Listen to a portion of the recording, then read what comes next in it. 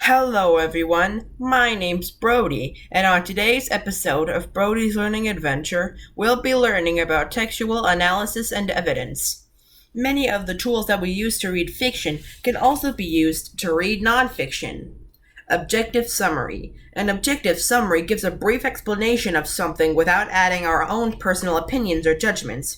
In fact, an objective summary might be even more important in nonfiction than in fiction, because nonfiction is meant to highlight reality and facts. Fins can help you swim through a piece of writing and write an objective summary. Get it? Because fish, fins, and they help them swim and all that. Okay. FINS stands for Fast Check, Important Facts Only, No Opinions, and Sequence Your Facts. That's an acronym. Here's an example. The Story of My Life by Helen Keller describes how Helen would wander her family property as a little girl. Even in the days before my teacher came, I used to feel along the square, stiff boxwood hedges and, guided by the sense of smell, would find the first violets and lilies. There, too, after a fit of temper, I would find comfort in and to hide my hot face in the cool leaves and grass. What joy it was to lose myself in that garden of flowers, to wander happily from spot to spot, until coming suddenly upon a beautiful vine. Beautiful's the opinion. The vine which covered the tumble-down summer house at the farther end of the garden. Here also were trailing clematis, drooping jessamine, and some rare sweet flowers, called butterfly lilies, because their fragile petals resemble butterflies' wings. But the roses, they were loveliest of all. That's an opinion. Never have I found in the greenhouses of the north such heart-satisfying roses. That's the opinion. As the climbing roses of my southern home. They used to hang in long festoons from our porch, filling the whole air with their fragrance, untainted by any earthy smell, and in the early morning, washed in the dew. They felt so pure, they felt so soft, so pure. That's an opinion. I could not help wondering if they did not resemble the asphodels of God's garden. Just because a piece of nonfiction does not mean that no opinions are included. Helen Keller's account is full of her opinions. When we paraphrase, it's okay to state her opinions as long as we say they are from her. After all, it is a fact that Helen Keller loved the roses of her home more than any other she found. We just need to avoid adding our own opinions when we're writing an objective summary. Example. Here's an example of a paraphrase that is not objective. Helen Keller loved the roses of her childhood home more than any other she ever found, but I think personal opinions doesn't belong in an objective summary. That's because she did experience all the best gardens in the world. Who concluded this? Helen Keller or the writer? It's unclear. Here's an example of a paraphrase that is objective. Helen Keller used to walk the grounds of her family home. She describes how she loves the roses there more than any other she has ever found. It attributes the source of the opinion. Evidence in a nonfiction text.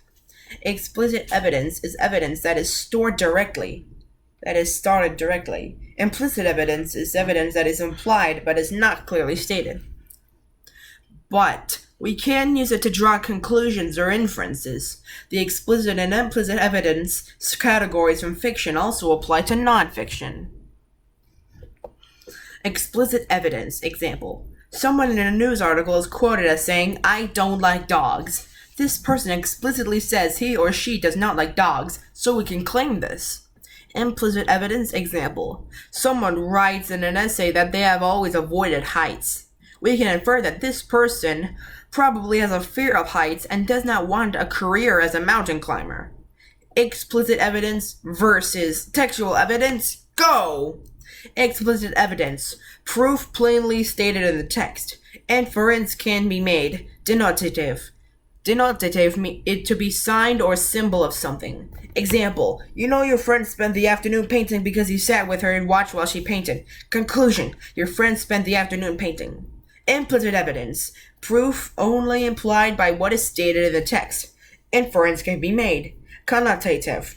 Example, You figure your friend spent the afternoon painting because you saw paint on her hands and clothes when you met up in the evening. Inference: your friend probably spent the afternoon painting. Evidence in a non-fiction text. In Sailing Alone Around the World, the author, Joshua Slocum, meets a fellow captain named Pedro Samblick. Samblick was greatly interested in my voyage, and after giving me the tax, he put on a board bags of biscuits and a large quantity of smoked venison. He declared that my bread, which was ordinary sea biscuits and easily broken, was not nutritious as is, which was so hard that I could break it only with a stout blow from a maul.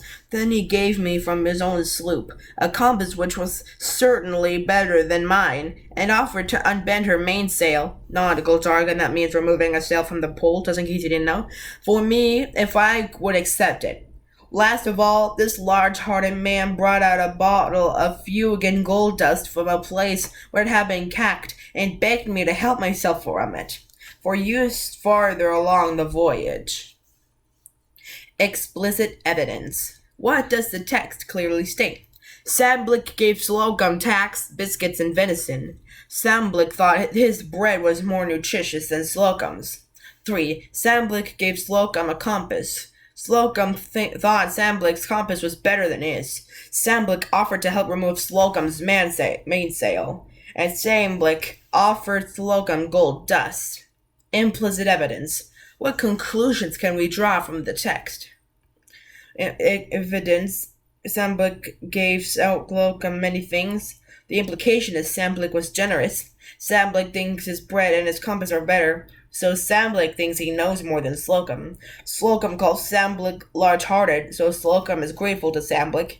Slocum says his bread is easy to break and Samblick's is hard, and so Slocum disagrees that Samblick's bread is better. The best evidence. Most nonfiction texts are full of evidence. But what if we only want to prove that Samblick is generous? Choosing the best evidence from all the evidence is crucial. We want to choose the details that will get the point across quickly and convincingly.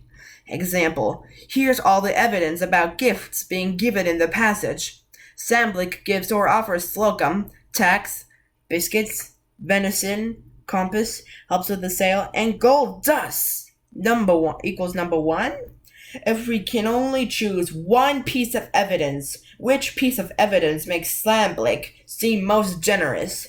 What you choose as the best evidence is up for debate. Gold dust is way more precious than hard biscuits, so we might choose the gold dust. However, a compass could be even more useful for a sailor than gold dust, but maybe we find out that the author loves meat and was very hungry, then venison would be a really generous gift. Any of those choices might work, but it's unlikely that tax or biscuits would be the best choice in this case. Here's a quiz to see if you've been paying attention. A huge sign outside the clothing store says, "Sale." You deduce that all the shoes inside are on sale. Do you know this from explicit or implicit evidence? True or false? You can search for evidence in a non-fiction text, but not in fiction, because it's imaginary. True or false? Implicit evidence is evidence that is stated clearly in the text. Define inference. True or false? Both non-fiction and fiction contain explicit and implicit evidence. True or false? An objective summary should not contain anyone's opinions. True or false? An objective summary should not contain the opinions of the writer of the summary. Read this passage from the Personal Recollections of St. Joan of Arc by Mark Twain. I went to Domremy to the priest, whose housekeeper became a loving mother to me. The priest, in the course, taught me to read and write, and he and I were only persons in the village who possessed this learning. What explicit evidence shows that the priest and Joan of Arc were better educated than the rest of the village? What implicit evidence shows that the priest thought it was important for Joan of Arc to learn to read and write? True or false? You can use implicit evidence to draw an inference. Your friend says it's fine if you come over, but you can tell from her voice that she's too tired to have much fun, so you decide to see her some other time. Did you use explicit or implicit evidence? Pause the video now to think of the answers for yourself. On to the answers. 1. Explicit. 2. False. 3. False. 4. A conclusion that we come to using evidence and reason. 5. True. 6. False. 7. True. 8. Explicit evidence. The priest and Joan of Arc are the only two in the town who know how to read and write. Implicit evidence. The priest spends the time to teach Joan of Arc how to read and write.